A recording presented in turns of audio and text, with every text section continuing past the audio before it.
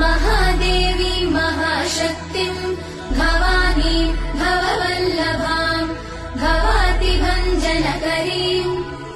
वन्दे त्वाम् लोकमातरम् भक्तप्रियाम् भक्तिगम्याम् भक्तानाम् कीर्तिवार्धिकाम् भवप्रियाम् सतीम् देवीम् वन्दे त्वाम् भक्तवत्सलाम् अन्नपूर्णाम् सदा पूर्णाम् पार्वतीम् पर्वपूजिताम् महेश्वरीम् वृषारूढाम् वन्दे त्वाम् परमेश्वरीम्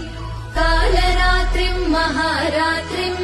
मोहरात्रिम् जनेश्वरीम् शिवकान्ताम् शम्भुशक्तिम्